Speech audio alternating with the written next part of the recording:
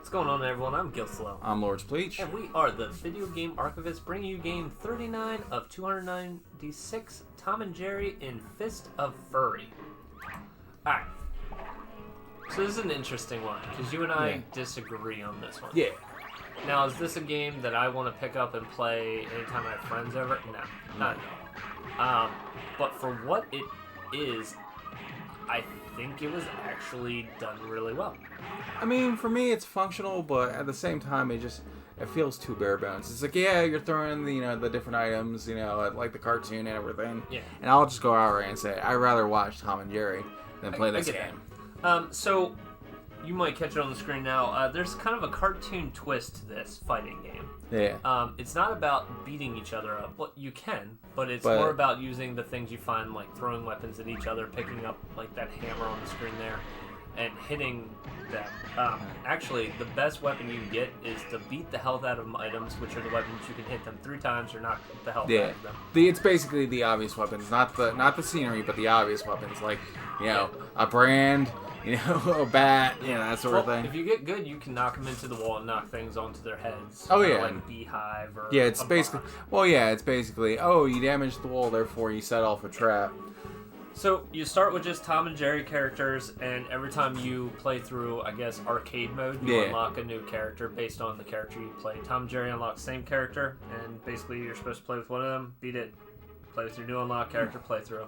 And as you play it, you unlock more levels to play. And I will say, definitely recommend going to the options and setting to round 1, because I will say the fights themselves take a little too long. Like, if they were shorter, to be fair, if the fights were actually shorter, which you can do it if you get a good combo off, but like a cartoon, it's kind of random to that. You get the right spawns and the right power then you can end a round real quick, but more likely you're going to have actual long. Yeah, so on default settings, it's going to, you want to set it down to easy if it's your first time playing it, and you definitely want to crank the rounds down to 1.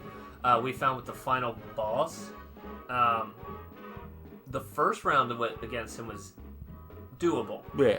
The second round that it started reading your moves, and literally you couldn't do anything. Yeah, and it's the usual like SNK bullshit with this, and it's like, come on, man. But again, the controls work well. It's functional, like Screech said. Yeah, and I will say part of the length when it comes to arcade mode is the fact that they do try to imitate the cartoons, where it's like you're not necessarily fighting the one guy and that's it. Yeah. You're fighting, You might beat Spike's Jr. And then Spike himself. Yeah. All right, so let's get into the ratings. So 50 is nothing good or bad. It's just kind of meh, all the way down to 1 being Superman 64 on the bad scale. Yep. Foreshadowing. And then all the way up to 100 on the good scale, being perfect. So me and you disagree on this one. So I think for what this is, if you want a Tom and Jerry fighting game, I think it's done well. That's the thing. I don't know. Just for me, it just feels too bare bones to be like. This feels like a game I would willingly play if they had it set up at the Walmart for the demo while I'm bored. Gotcha. I think if you have a kid that really likes Tom and Jerry and you want to introduce them to retro systems, I think this is the game. Well, then again, I know there's a couple other Tom and Jerry's, but the problem is I haven't played them, so I can't say. Not on this system. So, yeah, exactly. We do agree on one thing, though. The game didn't rust. Yeah. Which brings it right to a 60 overall, puts it right in that rental range. The price of this game's at $24. Which I think is way too high for that.